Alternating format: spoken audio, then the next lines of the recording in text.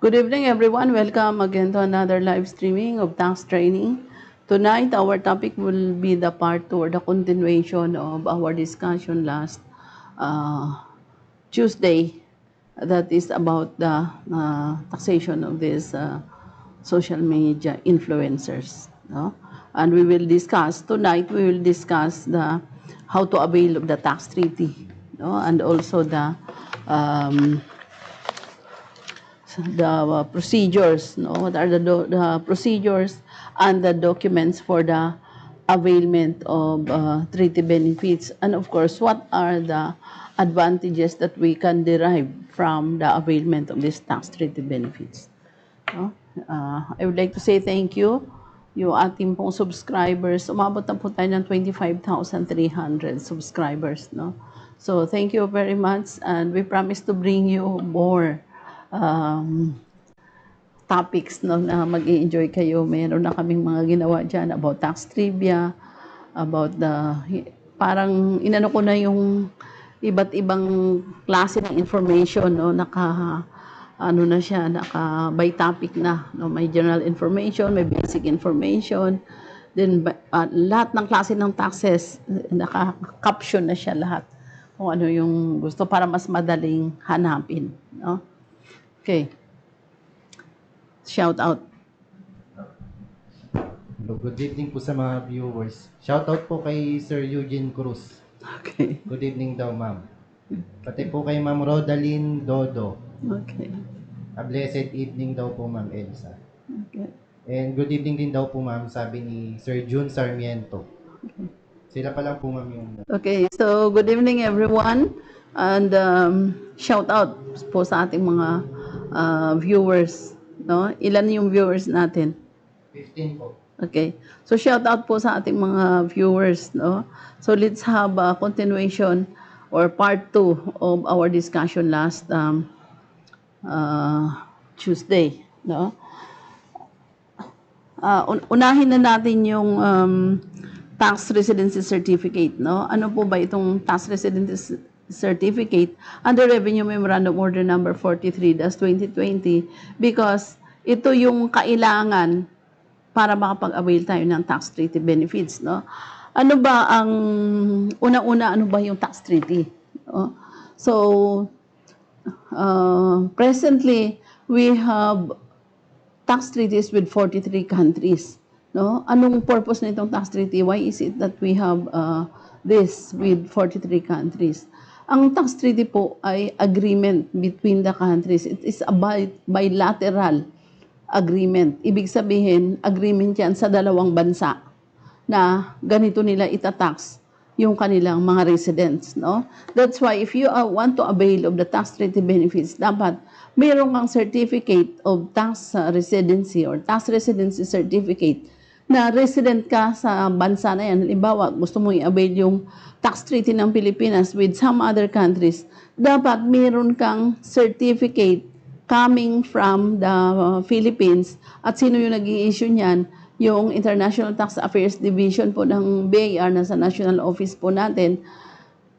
Yan po yung nag-i-issue ng tax residency certificate, so that ibigay mo yan doon sa ka-tax treaty ng Pilipinas para i-honor ka niya na ikaw nga ay resident ng Pilipinas at entitled ka doon sa benefits na napag-uusapan sa tax treaty. Pag wala kang tax residency certificate, then question mark ka, hindi ka pwede mag-avail ng tax treaty benefits. At ano naman po ang tax treaty benefits? Ang tax treaty benefits po, halimbawa sa regular na rate, general, ang halimbawa income ng media influencers, no? Regularly tinatax yan ng US ng 24%. Pero pag nag-avail ka ng tax treaty benefits ng Philippines at ng US, ang rate is only 15%. So lower po yung tax rates pagka may tax treaty ang isang bansa with another country. So yun po yung purpose. Makatipid ka sa pagbayad mo ng tax. Or may mga provisions naman na halimbawa, depende sa nature ng income mo, hindi ka itatax ng other country on income na doon mo na-earn sa kanila kasi yun yung nakalagay sa tax treaty, no? Parang nag-agree na sila doon. Kaya, very important na alam mo kung ano yung provisions ng tax treaties, alam mo kung ano yung nature ng income mo, at meron kang tax treaty, tax residency certificate, then you're qualified to avail of the tax treaty benefits, no? So, una muna po natin paano kumuha ng tax residency certificate, no? Parang ito yung certification ng BIR na resident ka dito sa Pilipinas. And sabi nga natin, saan mo kukunin ito? Doon sa International Tax Affairs Division po, nasa BIR National Office, dito po sa Agham Road, sa Quezon City, no? Okay. So, ano yung mga documentary requirements? Kasi may mga attachment pa po yan. Di pwede na punta lang kayo sa ITAD and then sabihin nyo, kukuha po ako ng tax residency certificate. Bibigyan ka na. No way. No, you have to present documents. So, for individuals, duly accomplished BIR form number 0902. Ito yung application form for the tax residency certificate, no, for treaty purposes. Sa ibang video na lang natin i-explain sa inyo thoroughly yung 0902, no? Kasi hindi naman ano natin, marami pa tayong discussions. Hindi natin maisingit ngayon, no? But promise, magkakaroon tayo ng recorded video on 0902 on how to fill it up. And then we have the certified true copy of the following proof of income. Contract duly signed by both parties if available or any competent proof of transaction. Kasi kaya nag-avail ng tax treaty benefits, meron kang income coming from the other country, no? So, pero kung wala, no need po na kumuha kayo ng tax residency certificate. Wala kang pagkakagamitan. Kung yung iniisip nyo lang, yung income nyo that you earn in the Philippines, hindi na po kailangan yan ang tax residency certificate. Okay. Next, BIR registered invoice receipt issued by the taxpayer to the income payer and the relevant authority to print receipts and or invoices or permit to use computerized accounting system, loose leaf receipts or invoices, no? Yung resibo. And proof of remittance if the foreign source income was already received by the domestic taxpayer. No? In this case, bakit kumukuha ng nag-apply ng application for tax treaty benefits? Kasi may income yung foreign manggagaling dito sa Pilipinas. No? Okay. Photocopy of the passport booklet of residency certificate issued by the barangay chairman if the applicant never left the Philippines. No? Kasi doon mo makita yung passport, no, booklet na hindi ka talaga umalis ng Pilipinas. Bakit? Walang tatak yung passport mo. Annual income tax return for the immediately preceding year. So ito na yung sinasabi ko sa inyo na yung income tax return natin, napakaraming gamit yan. No? So if you want to avail of tax treaty benefits, you have to present also your annual income tax return. Next is the notarized special power of attorney or authorization letter issued by the applicant to his or her authorized representative, which shall expressly state the authority to sign BIR form number 0902 as well as to file the tax residency certificate application.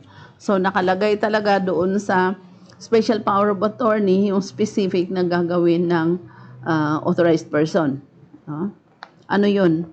To sign the application na 0902 and also to file for tax residency certificate application. Yun po yung requirements pag individual yung mag-a-apply for tax treaty benefits. How about for non-individuals or for corporations? Duly accomplished BIR form number 0902 which must be signed by the taxpayer or its authorized representative. Proof of establishment in the Philippines, latest articles of incorporation or partnership, no? Kasi individual, corporation ito. So, certified true copy of the following proofs of income, contractually signed by both parties, if available, or any competent proof of transaction. No? So, kontrata. BIR registered invoice or receipts issued by the taxpayer to the income payer and the relevant authority to print receipts and or invoices or permit to use computerized accounting system, loose slip receipts or invoices.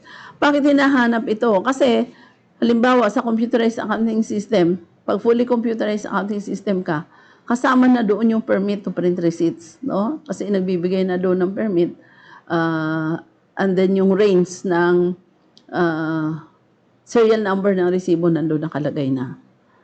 Okay.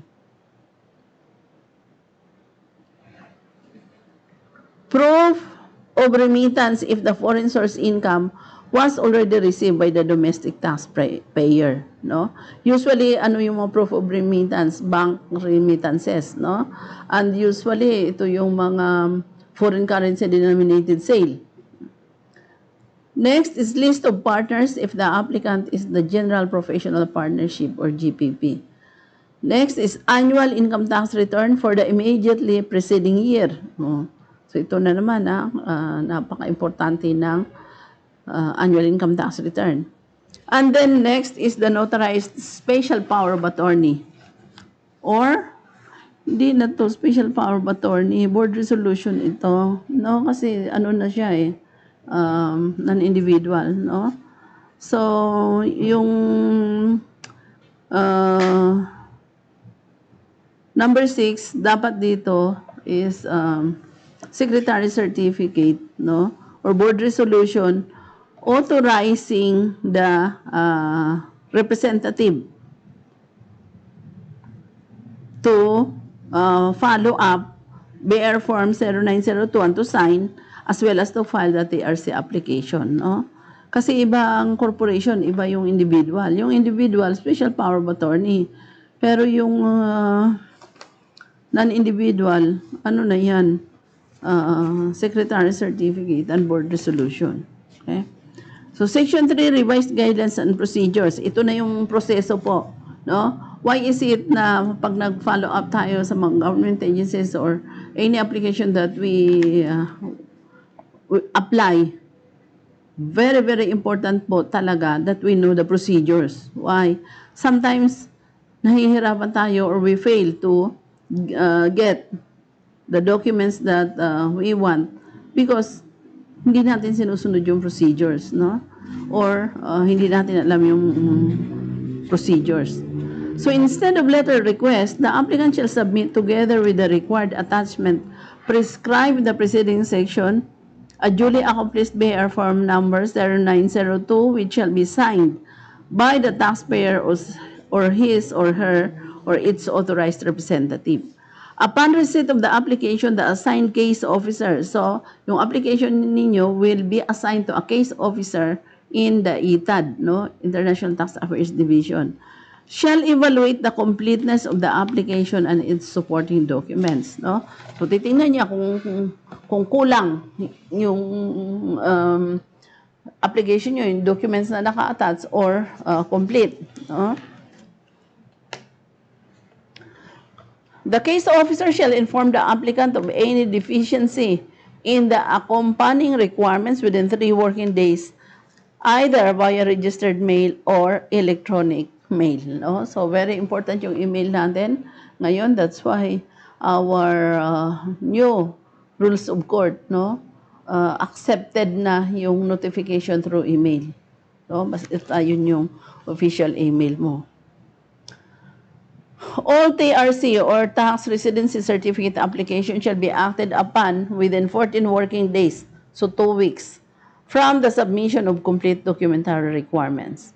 And then the BIR shall continue to issue its own TRC form, which shall be signed by the Assistant Commissioner for Legal Service only.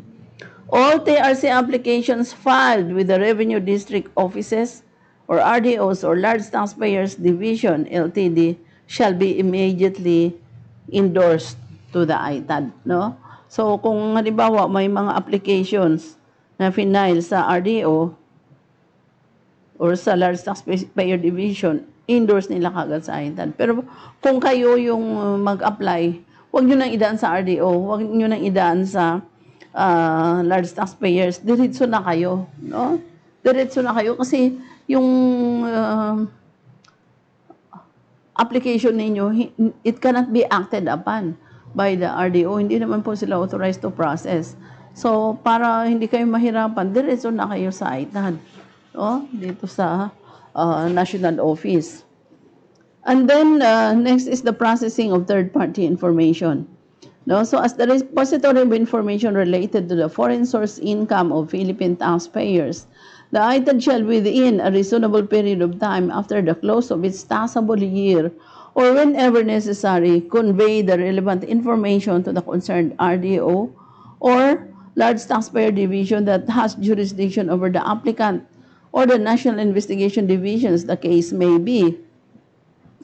In turn, the investigating official verify whether the foreign source income was declared by the taxpayer for tax purposes and collect deficiency taxes and penalties if warranted.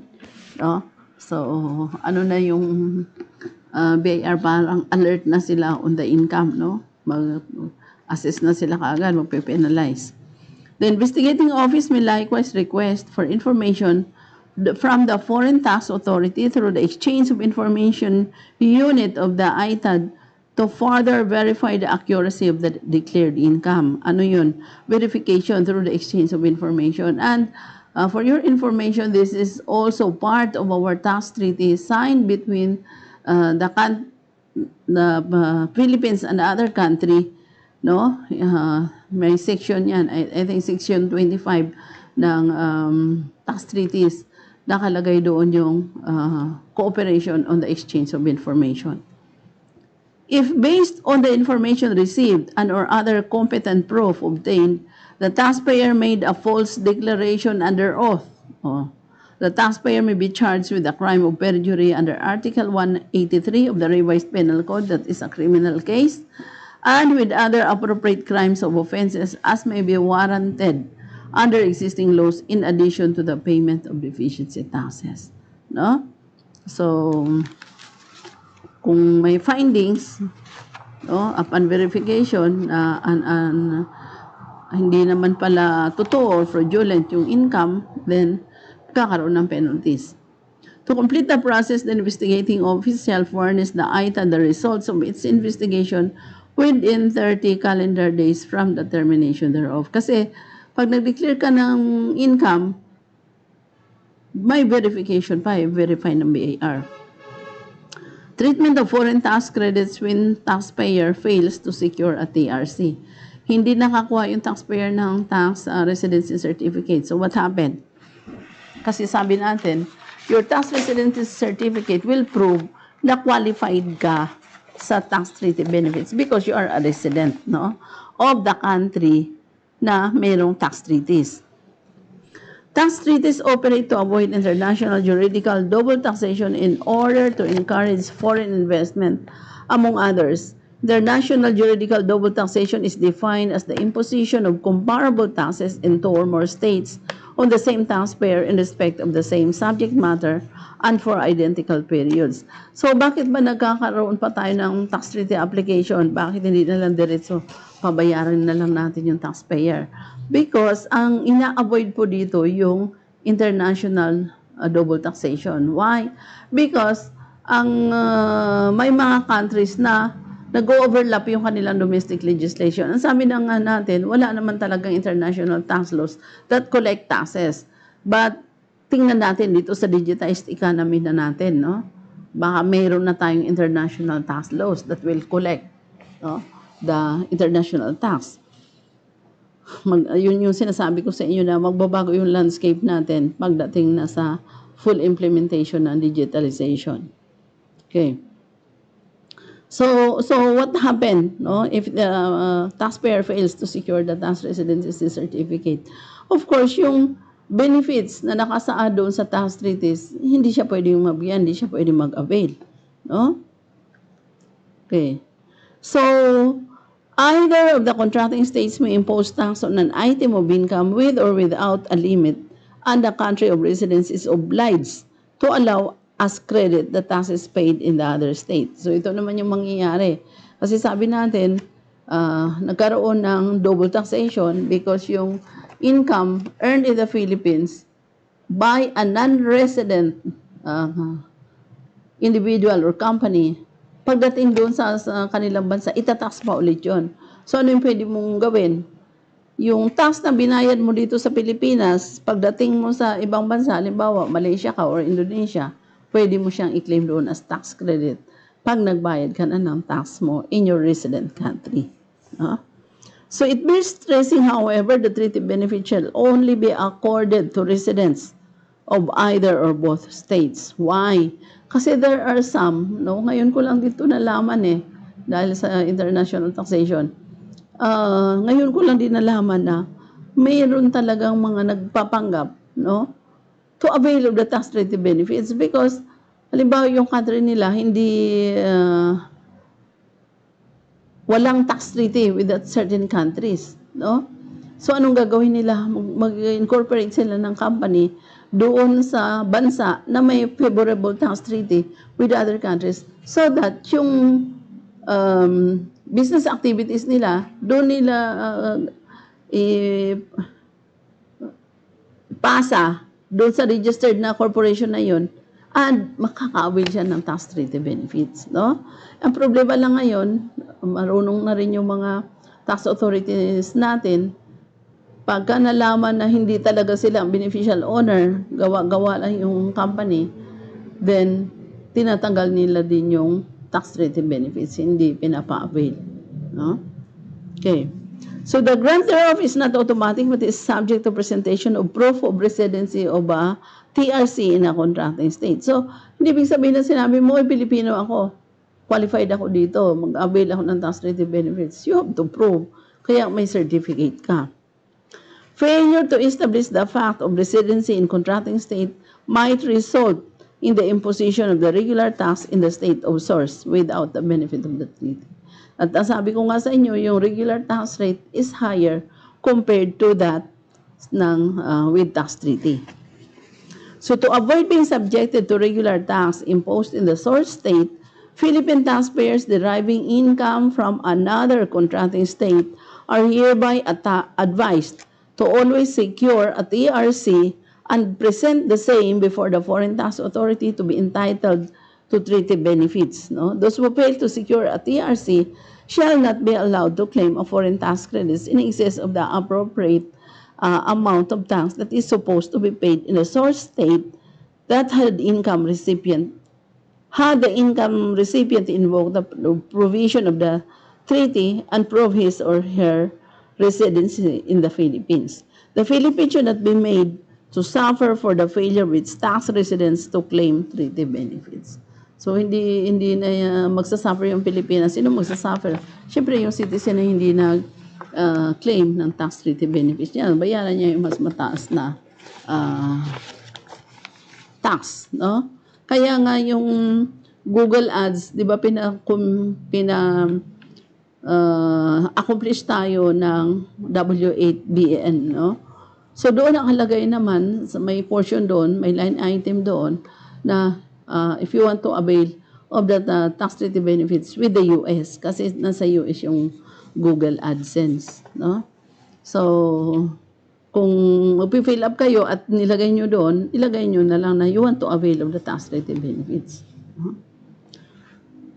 So to achieve this purpose, tax auditors shall always ensure that the Philippine taxpayers are only allowed the appropriate amount of tax credit which is equal to the amount of taxes that would be imposed on the item of income pursuant to the treaty. No? So hanggang doon lang, appropriate amount lang ng tax credit.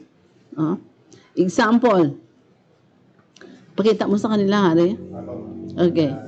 So ito yung example So X corporation, meron siyang business profits na 10 million in country A. No? A treaty partner of the Philippines. Itong country A, may tax treaty dyan ang Pilipinas. No? So under country A, tax law, business income derived by non-resident is normally subject to tax at 30%. No, diyan sa country A yun. Okay. While the tax treaty states that the business profits derived by an enterprise of the Philippines without permanent establishment in country A shall only be taxed in the Philippines, no? So ano sabi ng tax treaty of Philippines with that country? Pwede lang siyang i-tax yung income dito sa Pilipinas, hindi dapat mag-tax yung other contracting state, no? So country A would not have the right to tax the said business profit since under treaty, the prior right belongs to the resident state. No? As a result, X corporation must pay equivalent to 30% of the corporate tax rate in the Philippines or 3 million. No? To the Philippine government only and not in country A. So, hindi na siya dapat kasi may tax treaty sila na hindi itatax ni country A yung citizen ni Philippines. No? So on the other hand, if X corporation fails to prove its residency in the Philippines, country A would impose the regular tax rate at 30% on the said income. Siyempre, wala ng treaty benefits. So, balik ka sa regular na 30%. In this case, country A would then be justified in not applying the provisions of the treaty for X corporations fails to prove its entitlement thereto. So now, if X corporation will be allowed to apply as credit against its tax due in the Philippines, the taxes paid in the source state, the Philippines, instead of collecting, would be losing 3 million. Bakit losing siya ng 3 million? Kasi binayad yung 3 million na yan doon sa country A, hindi dito sa Pilipinas. No? So anong sabi niya dito? The tax auditor shall not allow as foreign tax credit the taxes paid in country A, but shall instead advise X corporation to secure a TRC and file a claim for tax refund in country A. So, file siya ng tax refund. Okay? So, yan po yung procedure ng issuing tax residency certificate, no? Which is very important if you avail or you want to avail of the benefits of the treaty. Okay? So, sino-sino yung pwedeng mag-avail dito sa tax residency certificate na to at saka doon sa benefits, no, sa tax treaty, no? Okay. So, sino-sino yung pwedeng mag-avail dito? No? All Filipino citizens having earning income with other countries, pwede na po kayong mag-avail dito. No? Sa tax treaty benefits. Pero yung mga OFW natin, hindi yun kasama dito ha, sa tax treaty benefits. Why? Kasi yung OFW natin, talagang hindi yan natin tinatax. So kung magbayad man siya ng tax doon sa ibang bansa for the income that he or she earned in the source country, doon na lang yun. No? Hindi na niya pwede i-claim dito na tax credit. Why? Because the income na na-earn naman niya, kanya lang, doon lang. No? So that is the Revenue Memorandum Order 43-2020. No? That is streamlining the process of issuing tax residency certificate at inamen po niya yung RMO 51-2019. No? Okay. May tanong po ma'am, regarding sa CRC. Sige. Shout-out muna. Sige po. Okay. Shoutout po kay Ma'am Aida Lumingkit. Good evening daw po ma'am. Okay. At po kay Ma'am Lilian Yao. Shoutout po sa inyo ma'am. Apo, good evening din daw ma'am, sabi ni Ma'am Jonalyn Bonlang. Okay. And kay Miss Cupcake Confections, magandang gabi daw po sa lahat. Okay. Yun lang? Yan lang ma'am. Okay, so magandang gabi po sa lahat. Good evening sa lahat po nating mga viewers. And thank you very much for watching. Sige, doon na tayo sa questions. Yung nagtanong ma'am si Ma'am Rodalyn Dodo. Okay. Sa TRC application daw po ma'am for non-individuals. Okay. Yung requirements daw na number 3. Sige, tingnan natin. Kanino daw po ipapa-certify yung mga proof of income? Yung number 3. Sa non-individual daw. Photocopy of the passport booklet or residency certificate issued by the barangay chairman Non-individual, ma'am. as individual to. Yung number 3, certified copy of the following proof of income. Contract duly signed by both parties if available. Pag contract po, sino ang magsicertify noon? Yung admin ng office. Kasi, kontrata to between the company at saka yung other contracting party. So, sino ang certified? Yung admin, no? Administrative officer po ng company. Okay? Sino pa? BIR registered invoice or receipt issued by the taxpayer to the income payer. Certified. Sino magsi-certify? Yung nag-issue ng resibo. No? Kasi BIR registered invoices receipt issued by the taxpayer.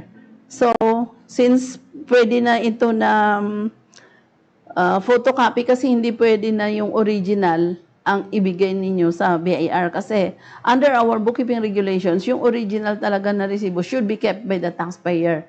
At bakit niya i-keep? Waiting for the tax audit. Kasi pag binigay mo yan dito sa application mo, pag in-audit ka, wala ka na ipapakita doon. That's why yung resibo mo, certified copy lang ang i-attach mo dito sa application for TRC. And sino yung magse-certify noon? Yung admin office din, no? Yung ng taxpayer. And then we have the proof of remittance if the foreign source income was already received by the domestic taxpayer. Pwedeng anong mode ba ng pag-remit dito sa Pilipinas? Kasi ang karamihan po ng remittance pagka mga business transactions, foreign currency denominated sales, regulated na po yan ng central bank. So, saan yan nire-remit? Sa mga commercial banks, no? Or sa mga accredited na institutions. So, kung saan man yan, sinong ginamit nyo, halimbawa, yung Western Union, halimbawa sa bangko, then doon po kayo magpa-certify. Next. Ito lang po yung nagtanong. Okay. So, yun yung tungkol sa TRC, no? Tax Residency Certificate. Ang sinasabi natin dito na Tax Residency Certificate, kailangan nyo lang to kung meron kayong income. Just like, halimbawa, pero sa Google AdSense, hindi tayo ni-require ng Tax Residency Certificate, no? Kasi tayo yung mag-a-avail ng tax treaty with the United States. Kasi tayo yung may income na i-withhold nila. And what are the income? Ito clarification lang to sa mga media influencers natin. Yung income natin, halimbawa, may income ka na 3 million sa Google Ads. Yung 3 million na yan, tingnan mo muna dun sa analytics. Hindi yan lahat galing sa US. Nakalagay yan kung saang countries. So yung country, yung US, na doon yung Google AdSense, yun lang ang i-withhold niya, yung mga kita lang from the viewers ng United States. Halimbawa, yung nanood sa iyo, 5 bansa, no? Halimbawa, 10% sa Japan, 5% sa Indonesia, 10% sa UK, 50% sa Pilipinas, no? 5% sa US. Yung 5% lang sa US, yun lang yung i-withhold. So if you want to avail of the tax treaty with the US, yung income mo lang na doon sa 5% na yun, yun lang yung babawasan ng US, hindi yung lahat, no? So, ito namang income mo from Japan, income mo from the other countries, pag may tax treaty naman yung Pilipinas with those countries, then you visit also the tax treaty, at kung nagwi-withhold sila, then i-credit natin yung kanilang withholding. But in this case, hindi po sila nagwi-withhold. Bakit? Kasi ang humahawak Google AdSense lang nasa US. Hindi naman pinapakialaman ng ibang bansa unless na meron na silang way to keep track. But right now, ang may hawak lang talaga ng data or information is the Google AdSense. No? So, kaya yung ibang bansa na nanonood sa'yo, hindi yan sila nag-withhold. So, sino ngayon ang may responsibility to declare all that income coming from the viewers of different countries, the social media influencers. Kasi hindi naman siya pinakikialaman ng mga ibang bansa na nanggagaling doon yung viewers niya. Binigay na lahat sa kanya yung income. So, anong dapat niyang gawin? Siya na mismo ang mag-file ng income tax return at mag-remit sa BIR kung ano man yung dapat i-remit. No? So, dito po sa social media influencers natin na naawa din naman ako kasi hindi naman ganun ka tindi or ganun ka laki naman yung mabayar na tax. Basta't kumpleto lang kayo sa resibo. Pagdating sa mga deductions, you can claim also deductions. And for those media influencers na hindi talaga nag-keep ng mga resibo para sa panggastos nila, very safe naman po sa atin that you avail of the 40% standard deductions. So, yung income ninyo, 60% na lang taxable, no? So, makakatipid kayo pagdating sa taxes. Gamitin ninyo yung 40% na standard deductions. Ang problema nyo na lang pagdating sa VAT. Why? Kasi pag wala talaga kayong mga resibo, hindi nyo pinansin kasi tinapon-tapon nyo lang. Wala kayong source ng input. Kaya, magkakaroon tayo ng pre-recorded video on the estimated tax liability of media influencers. Maglagay lang tayo doon ng konting-konti lang na source of input or none at all. No? So, pagka sabi mo na wala kang source ng input kasi hindi ka nga nagtago ng mga resibo mo, then expect na ang ibabayad mo sa VAT is 12%. No? Without the benefit of input kasi wala kang supporting documents. Okay. May question pa? Wala na po. Okay. So, let's now go to the Revenue Memorandum Order 14-2021. No? This is streamlining the procedures and documents for the availment of treaty benefits. So, ito naman yung itong una natin na discussion, tax residency certificate yun. No? Yung process kung paano kumuha ng tax residency certificate. Dito, sa RMO 14-2021, mag-a-avail ka na talaga ng tax treaty benefits. No? Ang ginawa ko doon sa W8, to avail of the tax treaty benefits, parang line number 7 yata or line number 8. Nilagay ko lang doon na certain provision ng section or article sa tax treaty between the Philippines and the US that I want to avail at lower lang yung tax rate. And ano pa yon? Ang inabil ko doon na exemption. Why? Kasi pag hindi umabot ng $10,000 yung income mo for the year, exempt sa withholding. Kaya nagpa-exempt ako sa withholding kasi napakaliit lang naman ng income natin sa YouTube. No?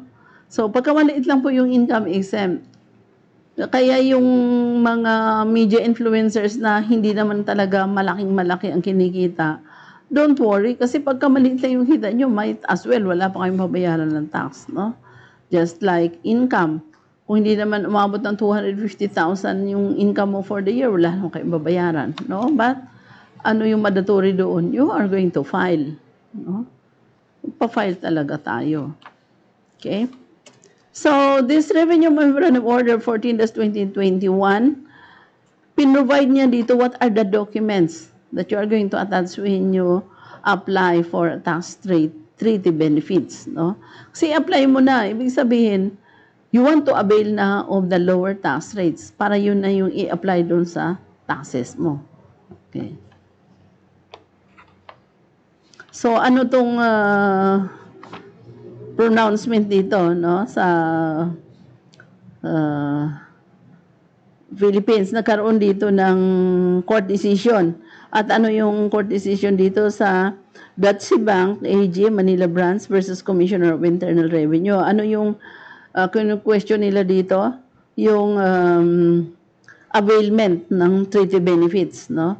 Na bakit pa sila nire-require at ang sabi pa, pag hindi ka nag-apply na availment for tax treaty benefits, hindi ka talaga i-deny ka, hindi ka pwedeng mag-avail ng tax treaty benefits, no, pag hindi ka nag-apply.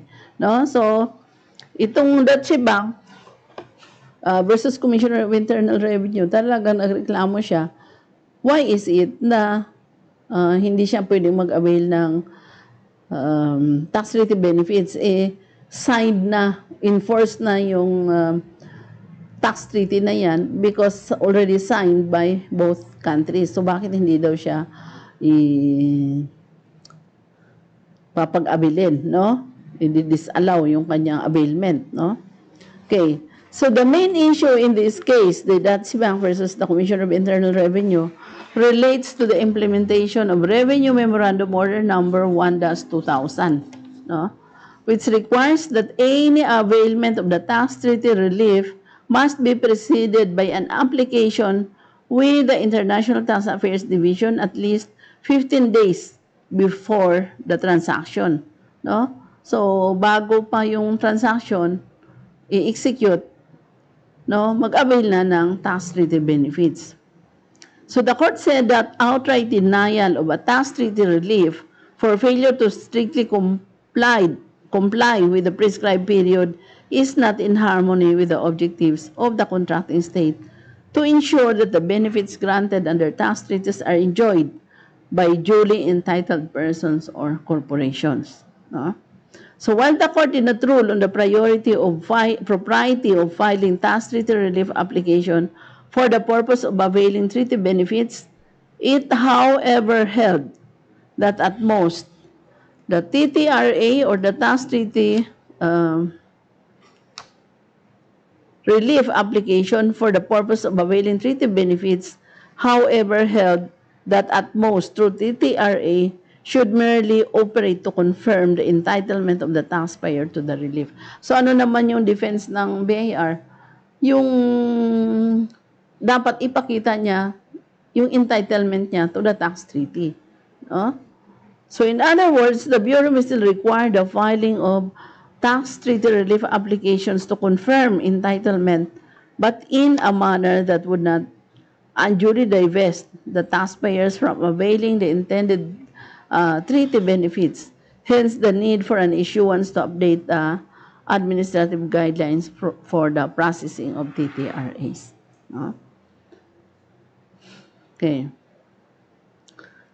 Much as the Bureau would want to process the TTRA strictly in accordance with the prescribed processing time under Republic Act No. 11032 or the Ease of Doing Business and Efficient Government Service Delivery Act of 2018, Ease of Doing Business Act, and its implementing rules and regulations so as to give the non-resident aliens to engage in trade or business and non-resident foreign corporation referred as non-resident income recipients, taxpayers certainly in regard to the tax treatment of whatever income they derive from all sources without the Philippines, and to expedite the disposition of cases which have been pending for quite long time. However, it is constrained by the following circumstances on the ground: the volume of backlogs, limited number of personnel who are responsible for evaluating and processing, process of confirming treaty benefits via the issuance of a BAR ruling entailing a thorough study and evaluation of the facts involved. No? So, vis-a-vis the applicable provision of the tax treaty. Okay. So, ang objectives nito, yung purpose is to update the guidelines and procedures in availing tax treaty relief. Also to streamline the processing of tax treaty relief application. To reformat the manner of confirming entitlement to treaty benefits. To address pending TTRAs for income earned in prior years and before the effectivity of this order. And the next objective is to define the respective functions of the concerned offices of the Bureau in regard to the assessment and collection of the withholding tax due on the income payments to non-resident taxpayers, as well as refund of withholding taxes paid in excess of the treaty rates. So, to prescribe the penalties for the late filing of request for confirmation and TTRAs. Yan. No? Nag-i-impose ng penalties. So, coverage. The order shall cover all items of income derived by non-resident taxpayer from Philippines sources. Guidelines and procedure. Pagka sinabi mo po kasi RMO, puro procedural yan. Okay. So the withholding agent or income payer may rely on the submitted BIR form number 0901 or application form for treaty purposes. The tax residency certificate duly issued by the foreign tax authority and the relevant provision of the applicable tax treaty on whether to apply a reduced rate of or exemption from withholding at source on the income derived by a non-resident taxpayer from all sources within the Philippines, no? Basta resident ka, no? Pero kung non-resident within the Philippines lang, ipakialaman yung abroad, no? So therefore, it is imperative for non-resident taxpayers intending to avail of treaty benefits to always submit said documents to its withholding agent or income prior to the payment of income for the first time. Failure to provide the said documents when suggested may lead to withholding using the regular rates prescribed under the tax code as amended. No? So for non-resident foreign corporation or non-resident alien not engaged in trade or business, as the case may be, and not the treaty rate. No?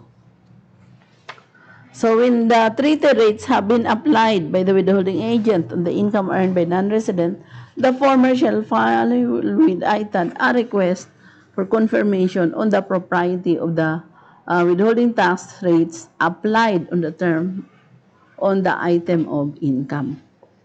Okay? Sige.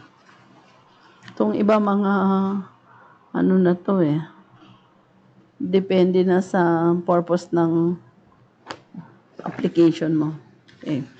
So, we will go to the documentary requirements. May shout out? Okay. At saka question? Question po wala po. Okay. Sige, shout out muna. Bago natin i-discuss yung documentary requirements. Shoutout po kay Ma'am Ethel Reyes. Okay. Good evening daw po. Pati po kay Goyong Valencia. Okay. Po, nagtatanong siya ng address natin, magpapakonsult daw Sige. regarding sa BIR registration.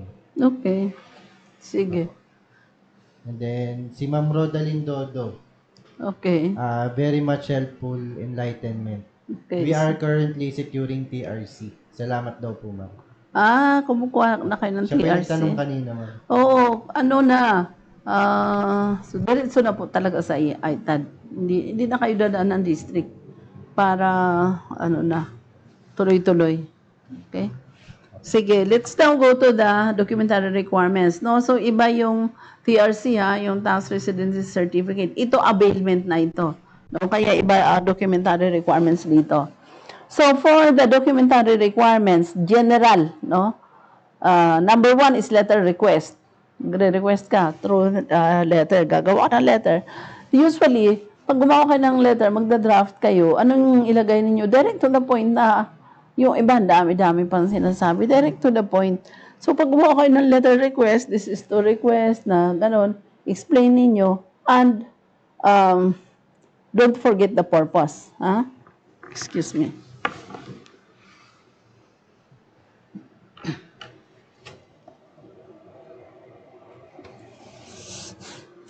Makati yung ilong. Okay.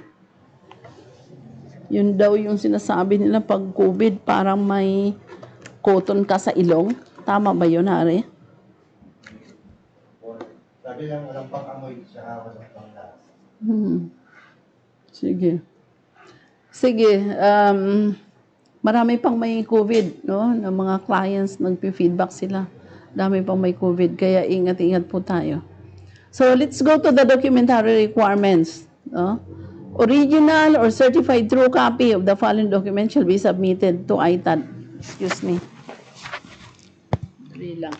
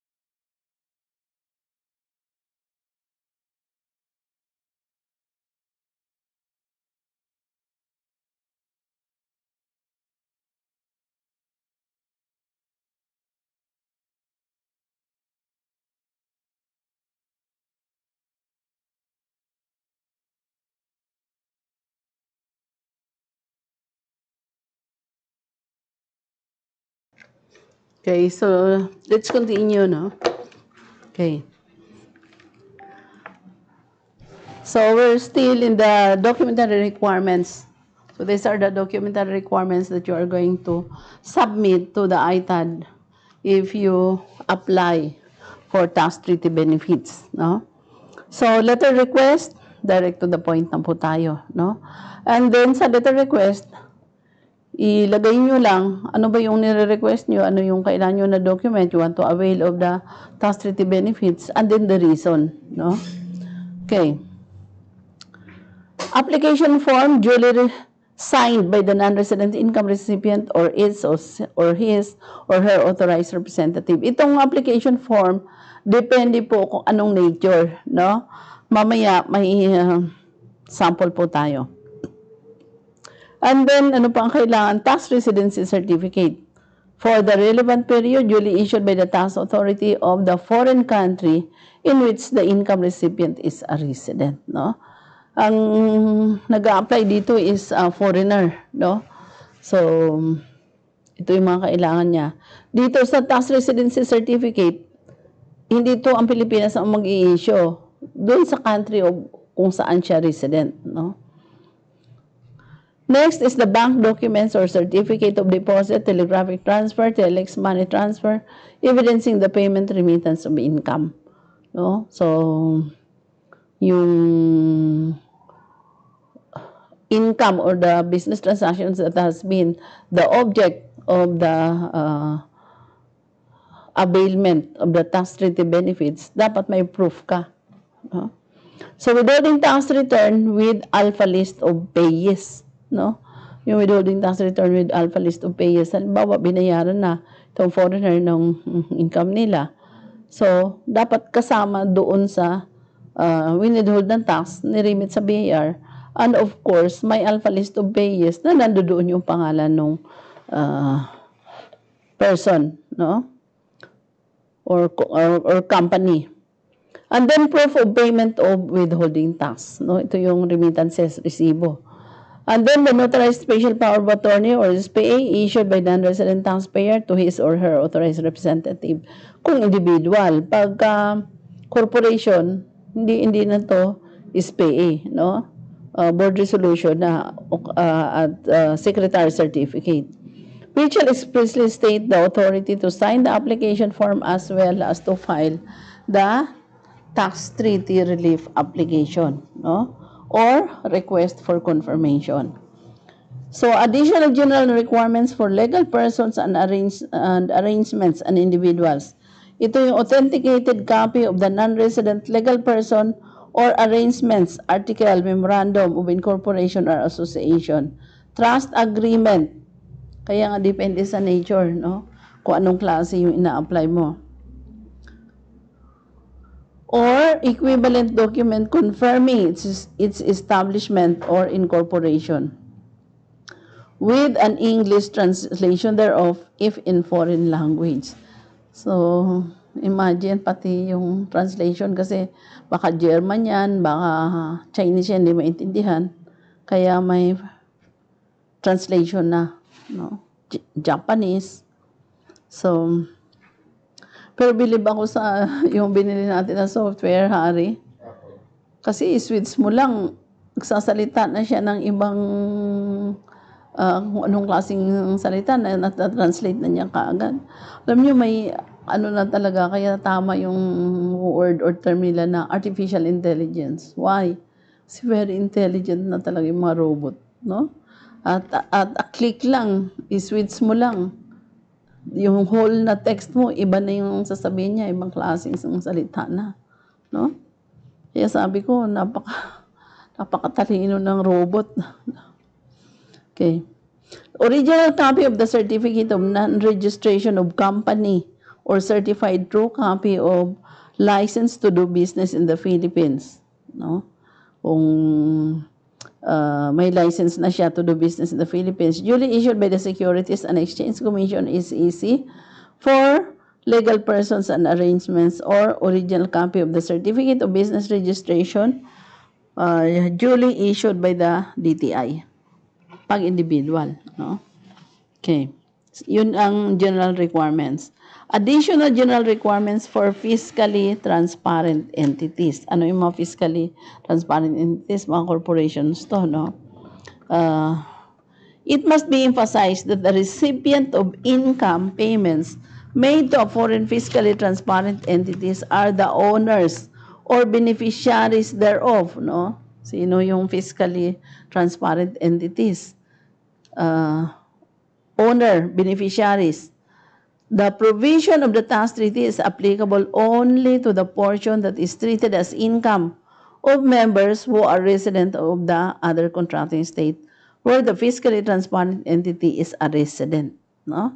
A member who is a resident of a third state may be given treaty benefits pursuant to the treaty between the Philippines and that third state. No?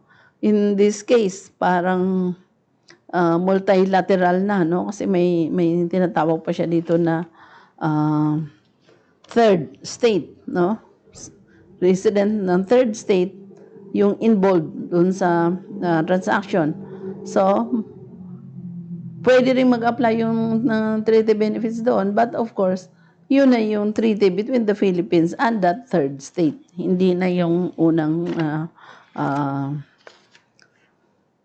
state, no, na pinag-uusapan na katransaksyon nung dito sa Pilipinas. So for this purpose, the foreign company should attach the following to the application form. Number 1, a copy of the law of the foreign country showing that tax is imposed on the owners or beneficiaries of the foreign fiscally transparent entity. So yun na yun, taxable, no? Yung owners or beneficiaries. Kasi pagdating na po sa availment ng treaty benefits, very important yung tinatawag na beneficiaries. Sino yung beneficiaries? Siya yung company o yung tawag dito na fiscally transparent entity.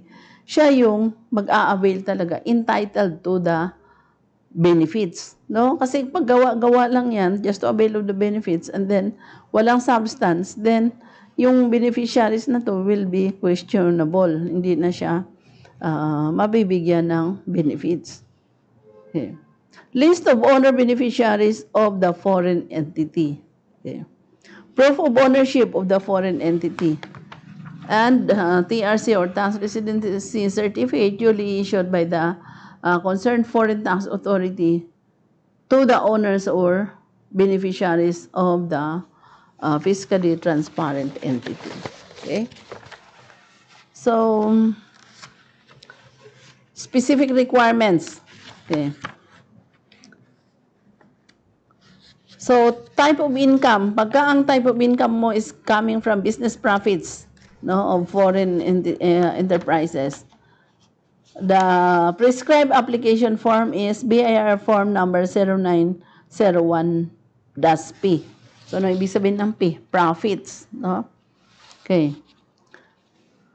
Anong specific requirements kung yan yung nature ng hinihingi mo na application for treaty benefits.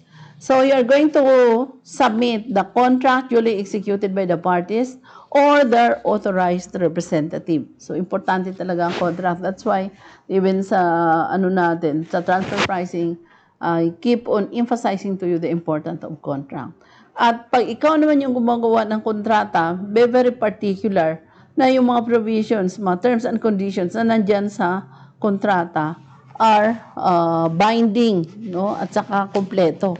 Otherwise, pag naging defective yung contract mo, magkakaproblema kayo later on, no?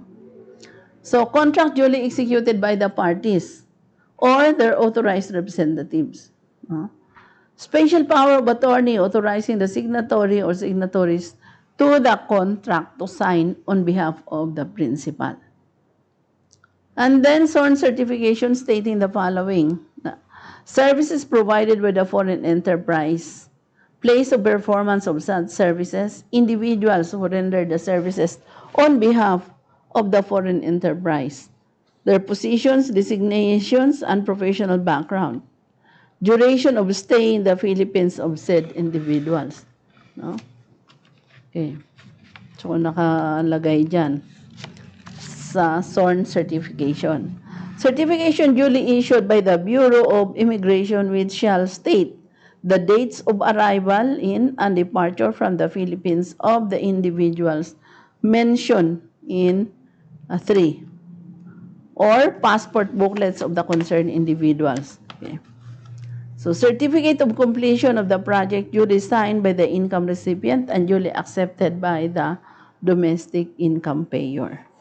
And also, invoices duly issued by income recipient in accordance with the invoicing requirements of the country of residence. No? So, yun yung specific requirements for business profits. No? You have to fill a BR form number 0901-P. Now, let's go to the profits from the operation of ships or aircraft in international traffic. No? Okay. Ano yung gagamitin na BR form? 0901-T. No? T naman ang nakalagay dyan. So, proof of registry of the international carrier, authority to operate, certificate of accreditation issued by the concerned Philippine government agency in favor of the international carrier. License to transact business in the Philippines duly issued by the SEC if tax exemption is invoked on the basis of reciprocity. Letter request which shall contain a brief overview of its operations and shall state the legal basis of such exemption. And competent proof of reciprocity duly issued by the foreign tax authority. Okay. So, yun yung mga requirements. Requirements pa lang. Kasawa ka na. Okay. Kaya siguro yung iba hindi na nag-a-avail. No? Pabayaan na lang nila yung interest rate na mataas. Okay. So, for dividend, you are going to fill up BR form number 0901-D. No? So, for the dividend, we have you're going to submit the following documents. Board of Directors resolution approving the issuances of dividends which shall include the amount of dividends and dates of declaration, record, and payment among others. No? So, yun, pinakauna talaga, Board of Directors. Next, certification under oath by the corporate secretary or custodian bank, depository account holders, broker-dealers, stating in detail the legal and beneficial owners of all issued and outstanding shares as of record date. So their corresponding subscription dates of acquisition, percentage of ownership, and the allocation of dividend. Okay. Certified copy of audited financial statements or AFS as of the last fiscal year stamp received by the BIR and the SEC. No? So, yung annual financial statement, dalawa ang may tatak, SEC at saka yung BIR. And then we have the general information sheet for immediately preceding the date of declaration. So, yun yung GIS, no? Proof that the shareholding in respect of which the dividends are paid is not effectively connected with the permanent establishment of the foreign enterprise in the Philippines. Why? Kasi iba naman yung regulations para sa permanent establishment, no? We have learned that. Okay. Kasi separate, treated as separate entity. Okay. Ang permanent establishment. Branch profit remittance, no? Itong branch profit remittance, there are multinational companies na they are doing this every quarter, no? Nagpa-branch profit remittance sila. Sworn certification executed by the manager or other authorized representative of the branch office stating the amount earmarked for remittance and the data of remittance. So, sa branch profit remittances, you're going to fill up BR form number 0901-PR. For the interest, you are going to submit duly executed contract, bank documentation, or bank document certificate of deposit, telegraph, transfer, telex, money transfer, evidencing the remittance of the loan by the non-resident creditor. No? So the form that you are going to fill up for interest is bearer form number 0901-1. Okay. Requirements, continuation.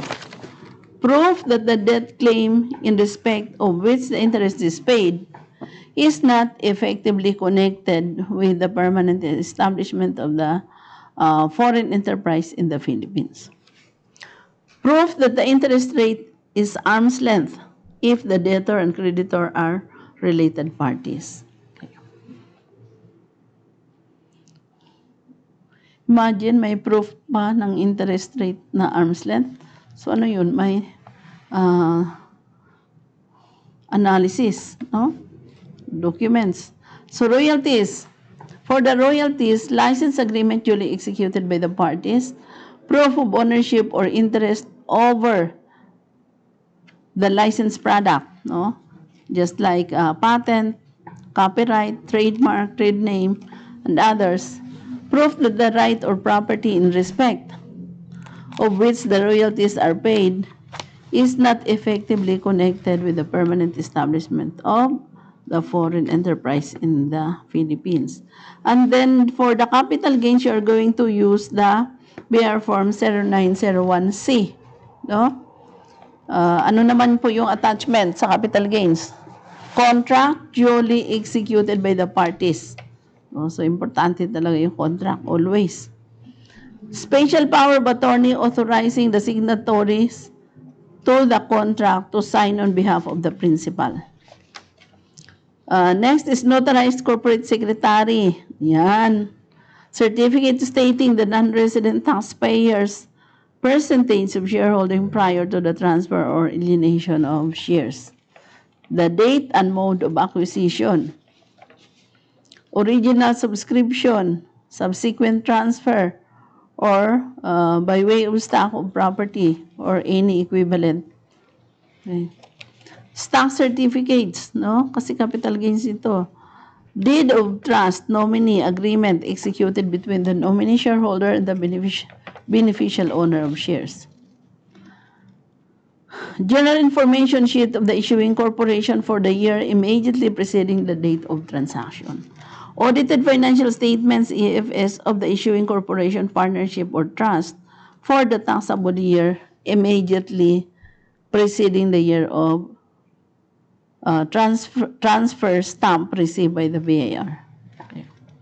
Interim AFS as of the date of transfer, kung mayroong transfer, no, annual financial statement. BR form number 707 or the capital gain tax return for onerous transfer shares of stocks not traded through the local stock exchange, no? Proof of payment if applicable. BR form number 2000 as OT or documentary stamp. Declaration return, no, one time. BR form number 0605 payment form and proof of payment of the processing and certification fee of 5,000. Okay. So, additional requirements. In case of redemption of preferred shares, capital gains na to, ha? Okay. May shout out? Sige, shout out ka muna. May question? Sige. O shoutout po kay Ma'am Gina Persiano. Okay. Watching daw siya, ma'am, from Lasam, Cagayan Valley. Oh? Sa Cagayan Valley, dito na yan, papuntang Tugigaraw. Tapos Good evening. Apo. Okay. Yung tanong po, ma'am, galing kay Sir Goyong Valencia. Okay. As lang po, may TIN number po ako ngayon, bigay ng employer ko as casual government employee. Pag nag-apply or nag-register po ba ako sa BIR ng new business, same TIN number pa din po ba yung gagamitin ko? Same TIN number pa rin po. Pero pagka nag-submit ka na sa kanila ng 1901, yung registration, babaguhin na niya yung classification mo, no? Ilagay ka na niya doon sa business, lalagyan ka na niya ng tax types. Ilan po ito? Okay. So, additional requirements pa rin po ito, ha? In case of redemption of preferred shares. No? So, continuation ito ng capital gains on shares of stocks.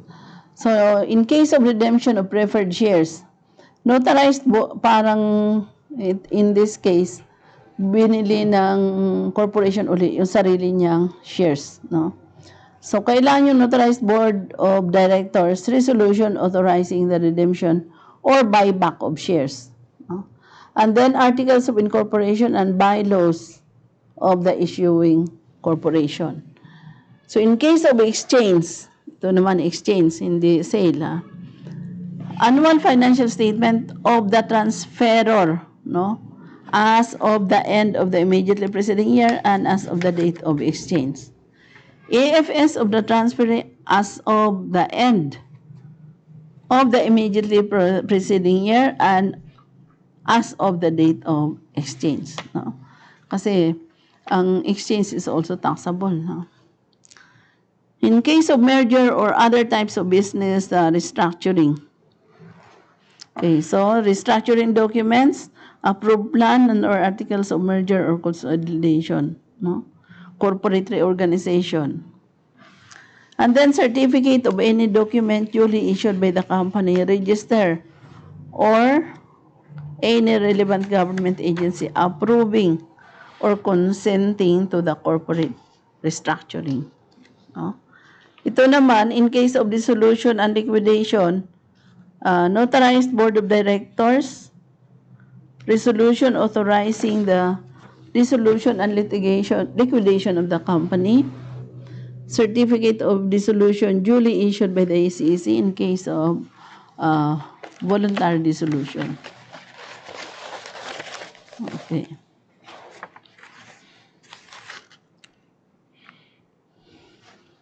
Okay. Wala pa rin questions? Okay. So, when shares are issued by the transferor as property dividend. Iba naman to. So, kailangan yung Board of Directors resolution approving the issuance of property dividends. And then we have the authenticated copy of transferor's AFS as of the end of the immediately preceding year. And then authenticated copy of the transferees, no? Okay. As of or after the date of transfer. Okay. Ano pa, yung pwede pang i-avail sa tax treaty benefits. Remuneration derived from the provision of professional services or other activities of an independent character. So, anong kailangan? BIR form number 0901 SI, no? Ito yung mga personal services. Okay. So, contract duly executed by the parties or their authorized representative, and then certification duly issued by the Bureau of Immigration, which shall state the dates of arrival in and departure from the Philippines of professional or independent contractor. Okay. Certificate of completion of the project duly signed by the professional or independent contractor and duly accepted by the domestic income payer. Okay. Invoice duly issued by the income recipient in accordance with the invoicing requirements of the country of residence. No? Yun yung for the professional services. No? So, for the dependent personal services, no? Yung kanina, independent personal services. So, we have the employment contract duly executed by the foreign employer and the foreign employee. Also, contract between the foreign employer and the domestic taxpayer allowing the temporary assignment of the foreign employee in the Philippines.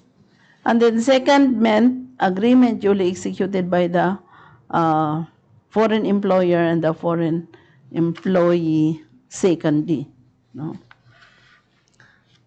Then we have certification duly issued by the Bureau of Immigration, which shall state the dates of arrival in and departure from the Philippines of the foreign employee or his or her passport. No? So yun yung dependent personal services. We also have the BIR form 09013, no? So, remuneration grants, allowances received by professors, teachers, students, business apprentices, or trainees, no?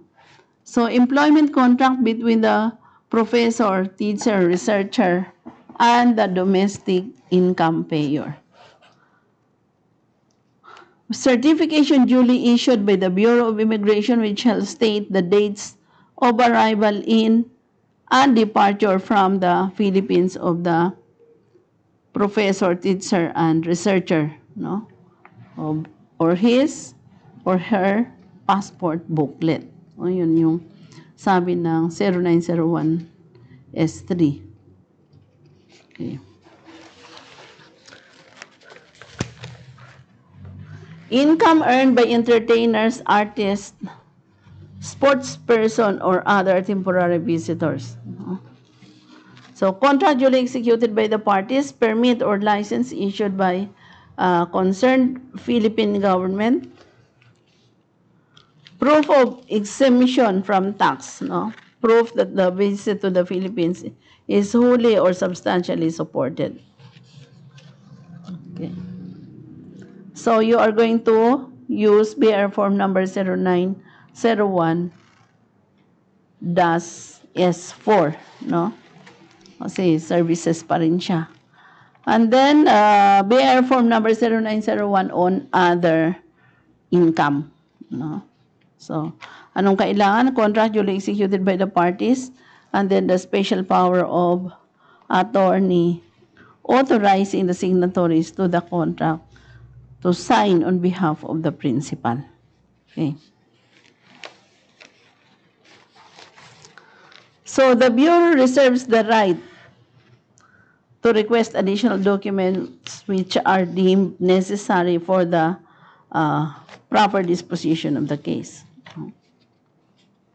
And then there is a requirement for authentication, no?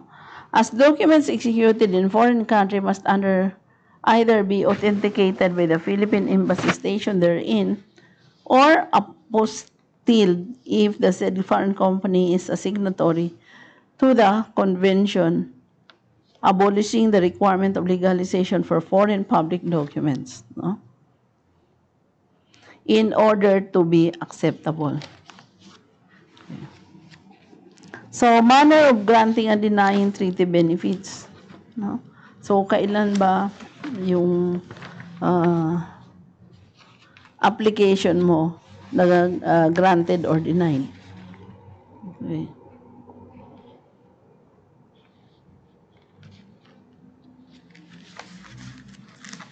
Meron pa ng hari? Okay. Anyway, kaya na natin itong tapusin. We still have time. Okay.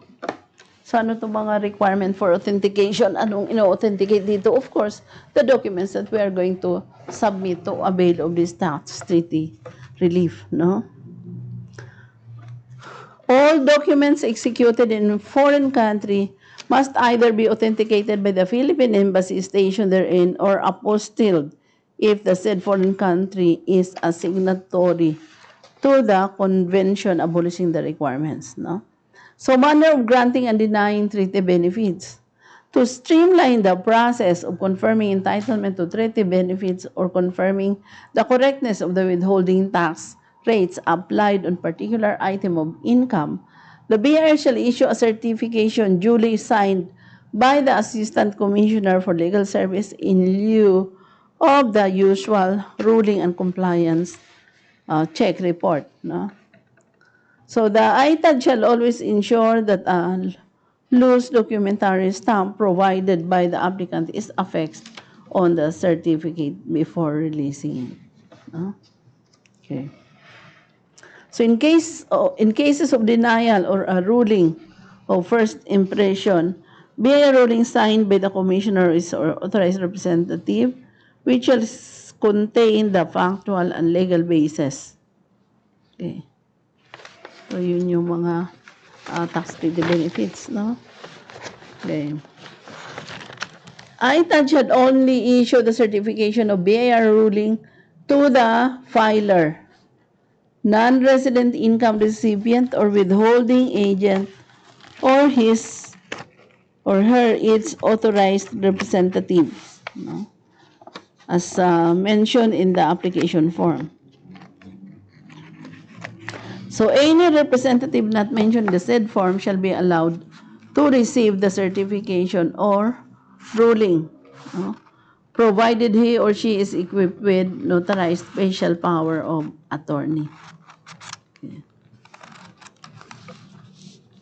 Appeal, no? So, pwede rin pala mag-appeal dito.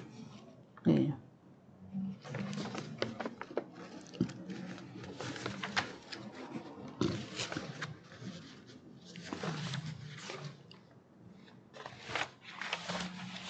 Sige. Wala nang question? Greetings. Shout out. Okay. So, tuloy na po tayo. Dito na tayo sa appeal. No? All adverse ruling are appealable to the Department of Finance within 30 days from the receipt thereof pursuant to existing rules and regulations. No? Any request for certified true copy of the complete case docket in support of such appeal shall only be processed upon presentation of proof of payment of certification fee of 10 pesos per page. No? Per page pala yung singilan. So within 5 days from the date of payment of the certification fee, the complete case docket, it's on every page of the records of the case, including a copy of the subject BIR ruling, shall be sequentially numbered. No? Photocopied, stamped, and signed by the division chief of the ITAD as an attestation that the said copies are authenticate untrue.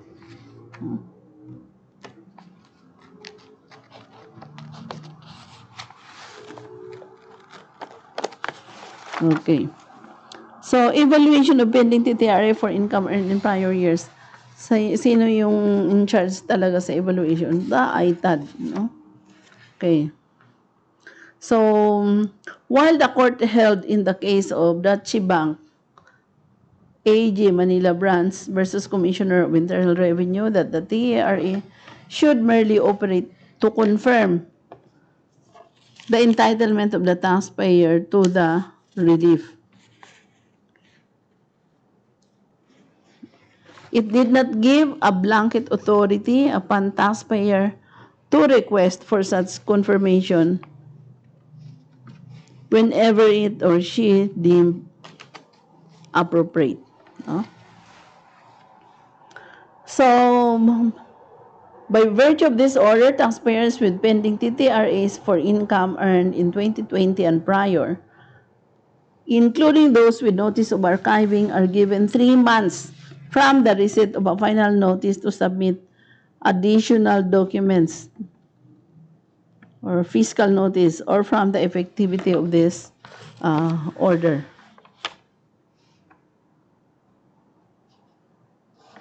Okay.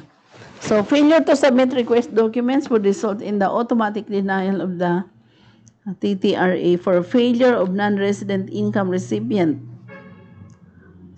to substantiate or prove his or her entitlement to treaty benefits. No? Okay.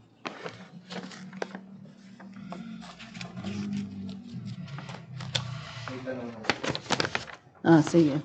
Ano muna tayo? Question. Sa Section 5 daw, ma'am, sa General Requirements, Section 5 General Requirements. Sige. under Additional General Requirements Okay. for legal persons and arrangement and Tama. individuals. Okay. Question daw, ma'am, kung applicable daw po ito sa corporation. Additional general requirements for legal persons and arrangement. Authenticated copy na.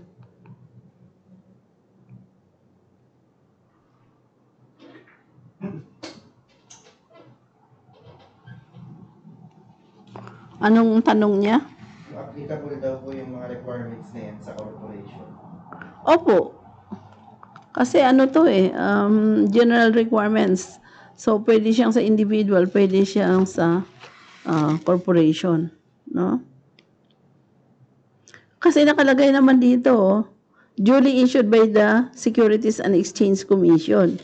So, sa number 2. No? So, pwede siyang corporation, pwede siyang individual.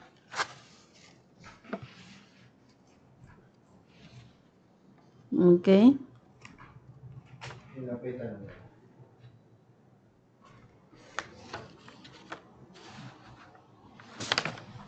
Okay.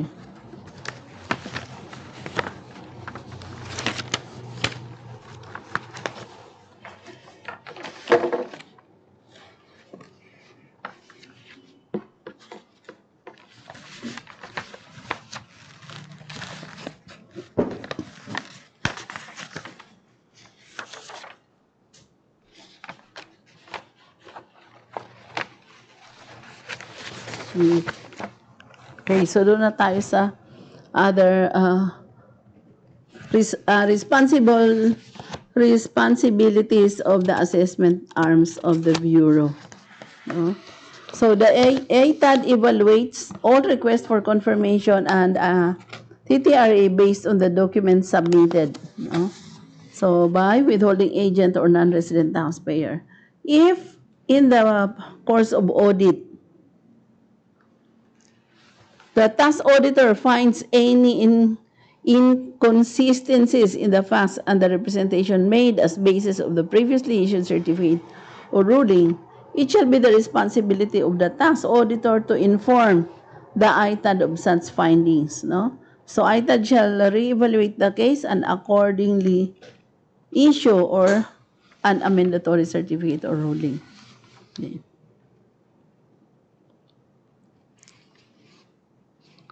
Wala ng question? Sige. Galing po kay Ma'am Darlene. Okay. Not related daw po, ma'am. Okay. Regarding sa second quarter na 1702Q, Okay. kapag mag-encode po ng previous quarter sa line number 22, Oh.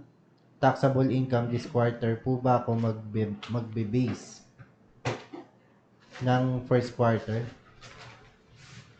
Tingnan natin sa 1702Q niya.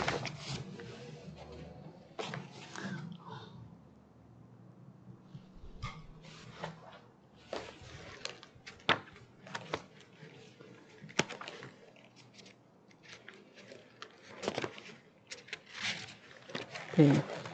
Ano yung line number? 22 daw, ma'am. 22. 1702Q, ang sinasabi niya? Apo, ma'am. Interest ito sa penalties. Sige, basahin mo yung question. Sabi niya, ma'am, regarding sa second quarter ng 1702Q, kapag mag-encode po ng previous quarter sa line number 22, taxable income this quarter po ba ako magbe-base ng first quarter? Line number 22 dito is interest 1702Q.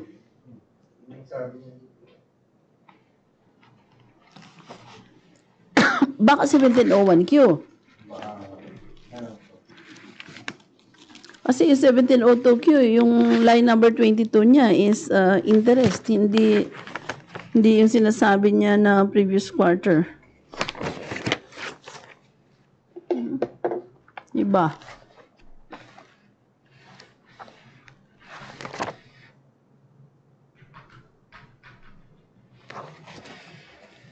Tanong mo, baka ano yan? 1701Q.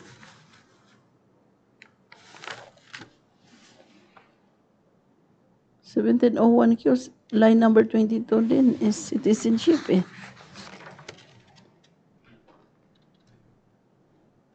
Yung computation niya, start ng line number 36. Anong form kaya yun?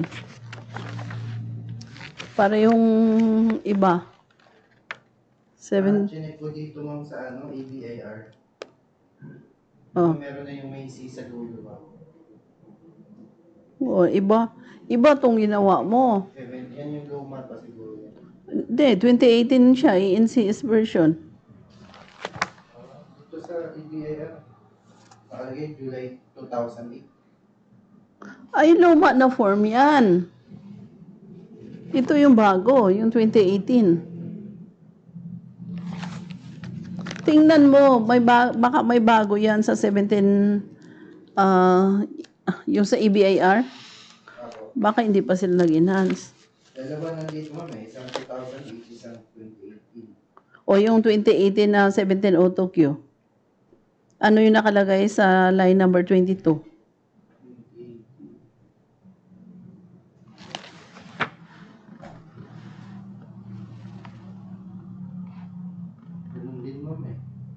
Ano? Interest? Taxable income. Interest dito Pero ang ma'am, yung taxable income this quarter yung So ano yung tanong niya? Bakit magkakaiba yung form? Ang 1702Q, meron siyang mga page 2, nagbalik siya sa 1. Pero wala naman din dito Schedule. Part 2 daw, ma'am,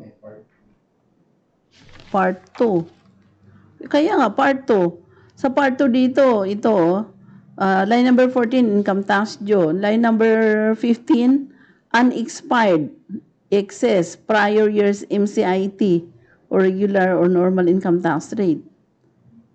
So line number 16, balance income tax still due.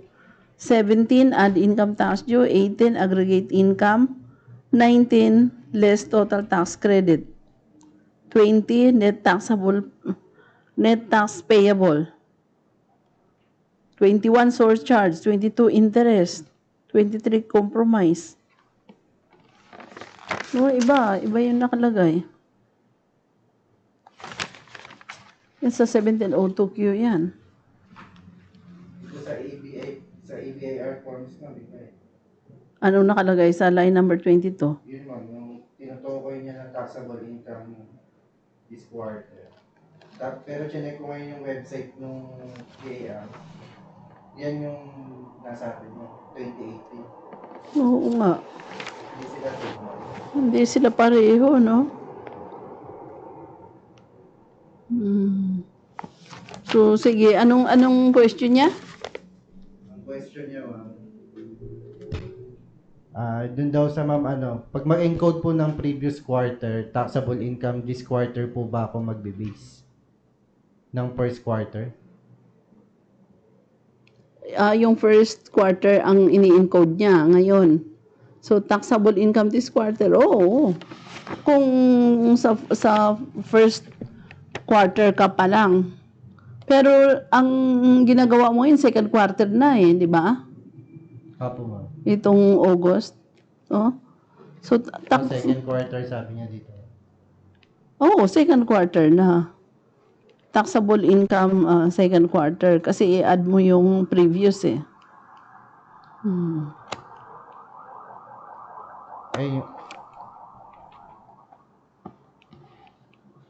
yung tanong niya ma'am kung sa previous quarter ng taxable income, this quarter po ba ako magbe-base ng first quarter? Taxable income this quarter, hindi. I-add mo lang yun kasi pag nag-aggregate ka, may line naman dyan sa yung sinasabi mong form. Yung i-add mo yung previous, no? Yung previous na quarter doon sa mismong line niya.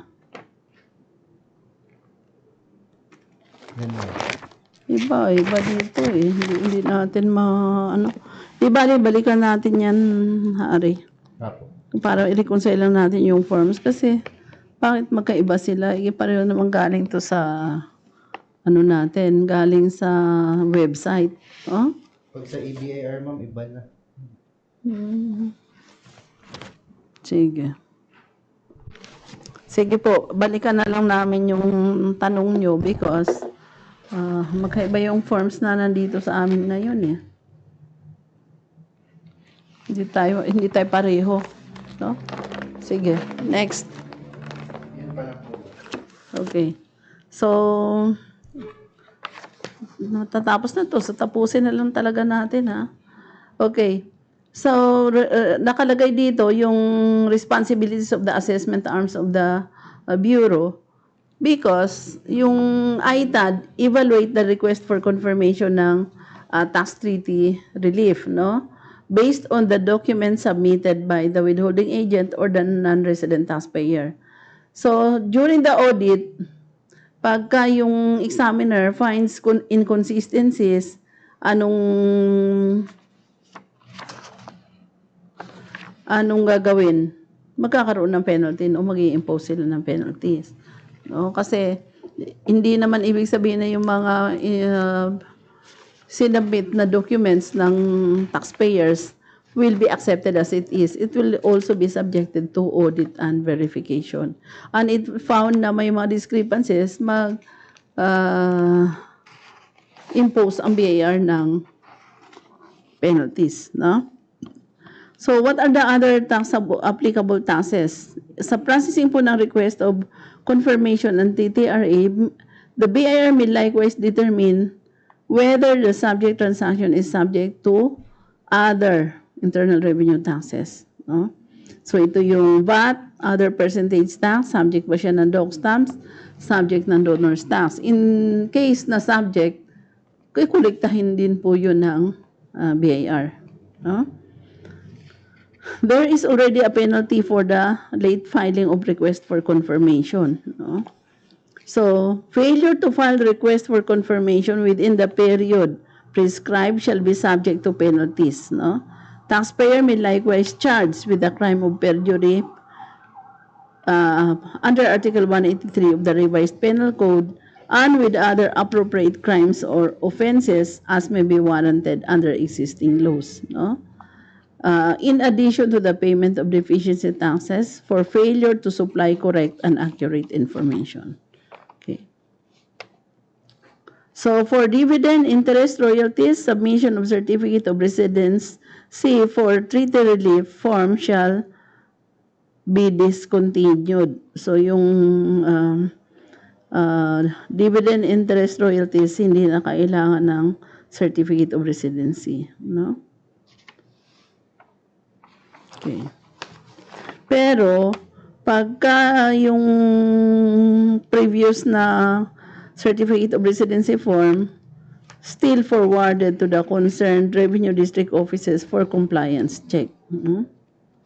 Okay. So, ito po yung procedure for the availment of the treaty benefits. No? So, marami pa rin requirements, but of course, kung malaki yung amount involved, malaki din po yung tax savings natin.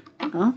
So, availment of the tax treaty relief or tax treaty benefits is one of the legal way na mapababa po natin yung ating taxes. No? Kasi yung mga provisions sa tax treaties, if you want to avail of that, it will lower down your tax rate. No? So, kung lower yung tax rates mo, maliit lang babayaran mo tax. No? But of course, merong mga requirements or documentary requirements that you are going to submit. No, yun lang. Parang additional burden to the taxpayer. Okay. May question pa? Meron ba, ma'am? Oh, sige.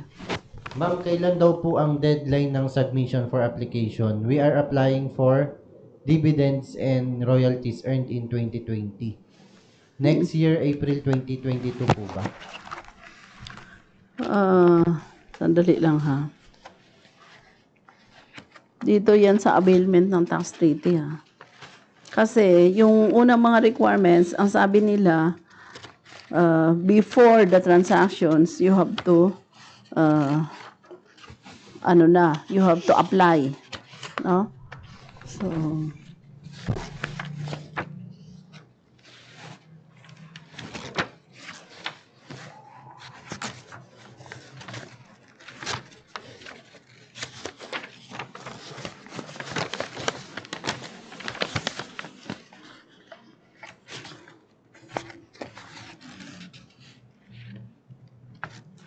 filing a claim for refund. Refund naman ito. Okay.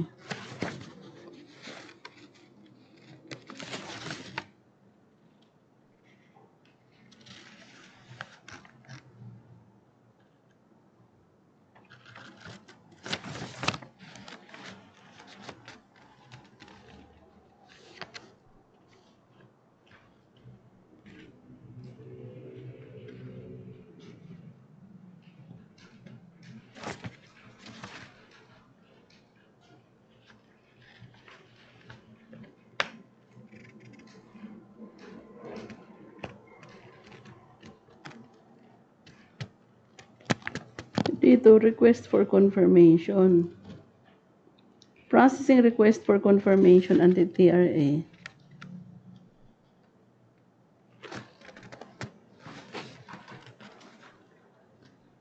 Within 2-year prescriptive period, no?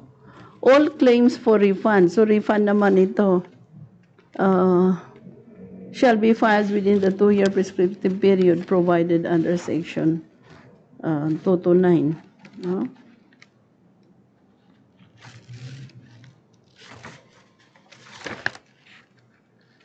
Wala siyang sinasabi dito na deadline, pero doon sa mga previous na requirements, ang sabi doon, you have to file your application before the transaction.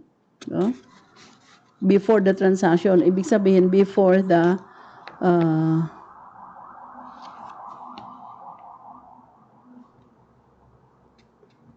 kung ano man yun, kontrata o kaya trabaho, no, before the transaction is paid or nangyari na, you have to apply for the uh,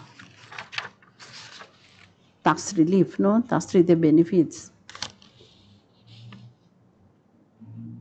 Nakalagay lang dito to prescribe penalties for late filing of request, no? Okay. Ma'am, sabi niya po, another is earned in 2021. Same deadline po ba? Yung Yung another daw, ma'am, is earned in 2021. Same deadline daw po ba? okay. Yung kanina kasi, ma'am, 2020. Itong availment ng treaty benefits na RMO 14-2021, wala man siya sinasabi dito about the new deadline, no? Basta ang sinasabi lang doon sa mga previous deadline before the transaction, no? So kung 2021 yan, kailan ang magiging deadline yan? Before the transaction, depende na yan sa date nyo. Ito ang nakalagay dito, yung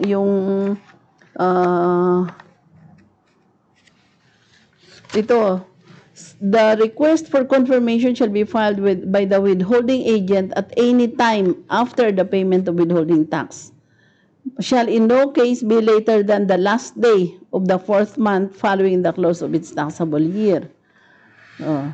Pero pag dito naman sa sinabi niya, sa contracts naman, if contract for consultancy services has a term of 5 years, no, starting from January 2020 until December 31, 2024, 5 TTRA shall be filed on or before April 30 of the following years. So, depende po kung ano yung klase ng transaction nyo. No? Meron siyang provisions, no, dito. Sa section 4, no, guidelines and procedures.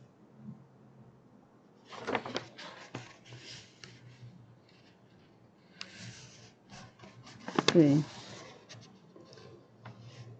Kung request for confirmation, withholding, 4th month following the close of its taxable year. Ito yung mga deadline na sinasabi nila, no? So hindi na yung una na before the date of the transaction. So ngayon nagbigay na sila.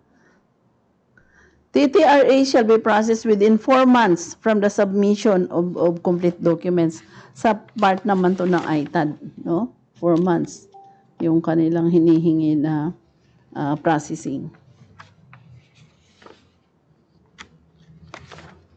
Okay.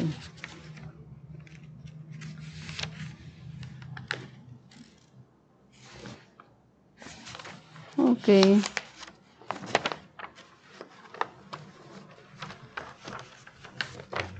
April 30 ang deadline, no? Every year. Bawa 5 years yung transaction mo, April 30 of every year, nagpa-file ka ng availment, no, TTRA. Kaya matrabaho din itong tax treaty relief, no? Okay. Sige, dalawang deadline yung sinasabi niya dito eh. Isa yung sa withholding, so 4th month following the close of its taxable year. Tapos pagka naman ang duration is 5 years, no? April 30 of the following year ang deadline. Okay. Sige. Nasa section 4, no? Siya ng RMC. Section 4 of RMO 14-2021. Nandyan po yung deadline. Okay, next po. Wala na? Yun pala po, ma'am. Sige, tapos na tayo eh. Okay. So, mahirap, no? Mahirap yung TTRA. But kung recurring na, at saka yun na yun talaga ang palagi niyong ginagawa, then madali na lang sa inyo. But yung advice ko lang palagi is update talaga kayo na update. Kasi kagaya nitong ginawa nila sa tax treaty relief, no? Paiba-iba yung procedure, paiba-iba yung deadline, no? So, update talaga tayo palagi. Anyway, pag kayo naman ay nag-file na sa ITAD, no? Sasabihin naman doon nung mga nagpa-process. Okay. Okay. So, wala na? Wala na. Okay, meron pa tayong viewers. Meron pa ma'am, 12 viewers. Okay. So, thank you very much po sa ating mga viewers. No? Thank you very much for watching. Ang tutukan namin ito sa mga media influencers kasi alam mo nyo, naawa din ako sa kanila. No? Yung mga news, yung mga ano na tinatakot sila. Wag naman. Instead na takutin natin sila, tulungan. Kasi ang compliance naman ng tax, hindi yan pang isang araw lang, no? As long as you live, kasama yan sa buhay natin. Because tax is a way of life. Andyan yan, nakakabit sa atin yan. As we earn income, kung paano tayo nag-earn income, nandyan din yung tax nakakabit sa income. Kaya, that's a way of life for us.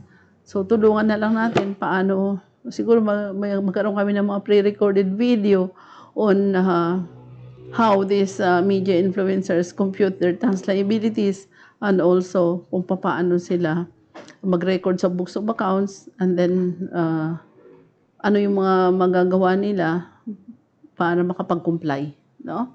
So, yun po yung sikapin natin na magkaroon tayo so that katulong tayo for their compliance. So with that, I would like to say thank you very much and let's call it a night.